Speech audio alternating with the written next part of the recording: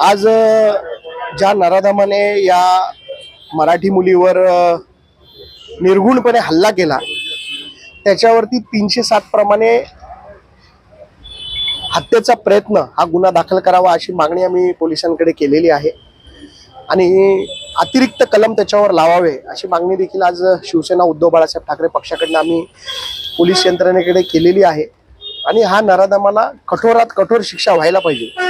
आणि पोलिसांनी त्याला थोडा प्रसादी द्यावा असंही सांगितलं आम्ही त्यांना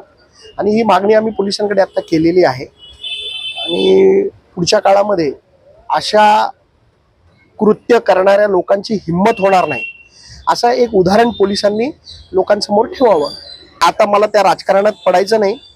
कोणी त्याला पकडून दिला, कसा तो ताब्यात पोलिसांच्या आला हे रात्री आपण बघितलं असेल। तिथल्या काही नागरिकांच्या माध्यमातून आणि काही पदाधिकाऱ्यांच्या माध्यमातून तो पोलिसांच्या ताब्यात आलेला आहे, परंतु पोलिसांचं अपयश मी म्हणेन की 22 तास तो आरोपी पोलिसांना भेटून येत नव्हता, कारण या भागामध्ये जे राहणारे लोक आहेत रहिवासी यांचं आयडेंटिफिकेशन होत नाही आणि मोठ्या प्रमाणात इथे इल्लीगल वस्ती देखील वाढलेली आहे। त्याच्यामुळे पोलिसांनी आपली यंत्रणा जरा सुसज्ज करावी अशी विनंती पोलिसांना देखील आहे माझी। आपण मागे मागे धावपळ करतात, त्यांना सकाळी कळलं असेल की आम्ही येणार आहोत भेटायला म्हणून 2-3 लोक लपून छपून निवेदन द्यायला आले। सत्ताधाऱ्यांना जर पोलीस स्टेशन मध्ये येऊन